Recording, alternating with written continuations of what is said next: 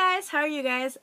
Just checking in. I have finally finished Betrayed. I've gotten over myself and just finished it because I figure the faster I finish Betrayed, the sooner I can get to the next book and resolve the whole issue with Stevie Ray. This is Betrayed, woo, the second book in the House of Night series. Let me read you the back cover. Alright, Fledgling Vampire. Zoe Redbird has managed to settle in at the House of Night finishing school. She finally feels like she belongs, even gets chosen as the leader of the Dark Daughters. Best of all, she actually has a boyfriend. Or two. Then the unthinkable happens. Human teenagers are being killed, and all the evidence points to the House of Night. While danger stalks the humans from Zoe's old life, she begins to realize that the very powers that make her so unique might also threaten those she loves. Then, when she needs her new friends the most, death strikes the House of Night. And Zoe must find the courage to face a betrayal that could break her heart, her soul, and jeopardize the very fabric of her world. Betrayed, the second book in the House of Night series, is dark and sexy and as thrilling as it is utterly shocking. Ba, ba, ba. Alrighty, so again, this is the second time I've read this book. The first time I read it was in December of 2009, so I was 13? Yeah, 13. That was 6 years ago. Ha! So, you know, I'm reading through this again and being just like, Zoe, what are you doing? Zoe, stop. Zoe, stop. She's,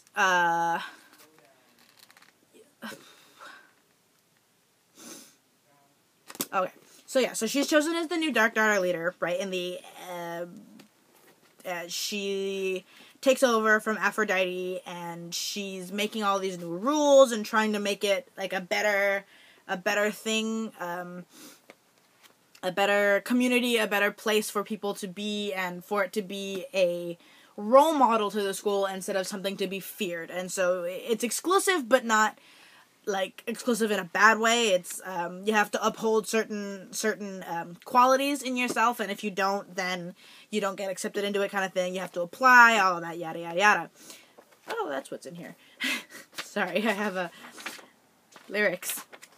So yeah, so it starts off with her kind of planning all of this stuff. Her vampire boyfriend is off at a poetry retreat, and she's, you know, at the House of Night flirting with the friggin' poetry.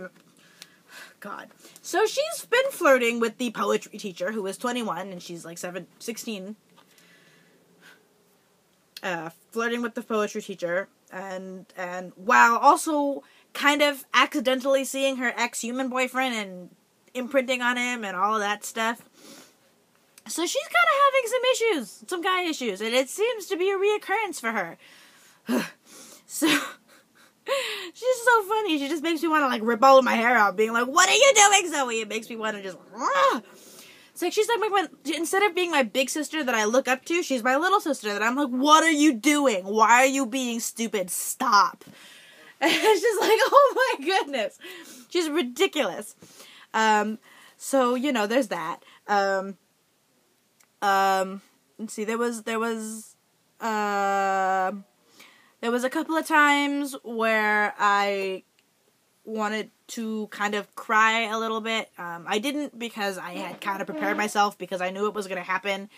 But even though I knew it was going to happen, it was still really heartbreaking, and it was hard to read. Her parents, or her mother and her step-loser, come back into the picture towards, maybe it's the next book. I don't remember. Oops. Maybe it's the beginning of this book. I think the beginning of this book starts off with. I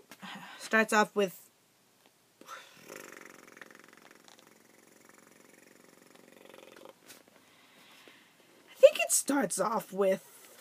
Yes, parents visit. Okay, so her parents come to visit her at the House of Night. And as we know from the first book, her mother and her stepfather are not the most receptive people in the world. Her stepfather is a dick, and her mother is a brainwashed person who cannot think for herself. And like Zoe, I find it very, very irritating because it's kind of what I went through a little bit. Before the divorce. My father was a dick, and we were all brainwashed who couldn't think for ourselves for the longest amount of time. But anyway, so, you know, Zoe's position with her parents kind of calls to me, except that now my parents are divorced, and my mom and I have a great relationship, and yada, yada, yada. So basically, I got the happy ending. Ha! Take that, Zoe Redbird. But anyway, that's a tangent, sorry. So her parents show up, and it doesn't go well. Her stepfather ends up kind of pissing Neferet off, and he gets kicked out of the House of Night, and of course her mother follows along, but her grandma's there to help Zoe be, feel better and not feel so bad about it, and I love Zoe's grandmother. Zoe's grandmother is the best human being on the entire planet. I don't know where Zoe would be without her. I don't know where I would be without her, because, let me tell you, Zoe's grandmother is amazing. She's amazing. So, you know, there's that. She, you know, ends up flirting with Lauren, whatever his name is, which is not good. Not a good idea. You know, it's just, you already have Eric, your boyfriend. You have Heath, your human boyfriend. You don't need Lauren. Like, what are you doing? And, you know, so she's getting a little too close for her comfort right now. But, so, you know, nothing really happens between them yet. So she goes and, he ends up going, yeah, so they flirt a little bit, and then she finds out that, a human from her past life has gone missing, and, of course, the cops come to House of Night and automatically assume it's her, because, you know, he's gone missing, and she knew him, and so they're like, oh, do you know where he is, la da da da, she's like, no, I have no idea, and then he turns up dead, and it looks like he's been killed by a vampire, and so, you know, Zoe's, like, freaking out. And then another kid goes missing, who she also knew, and he turns up dead as well. And while all of this is going on, she's, you know, seeing Eric, and then she goes out of the House of Night to go, you know, relax and clear her head, and she runs into Heath, her human boyfriend, or ex-boyfriend, or whatever, and they get really intimate. He ends up cutting himself, and she ends up latching onto his neck and sucking his blood and imprinting, and it's not very good. And she tells her vampire boyfriend at some point, and he's not very happy about it.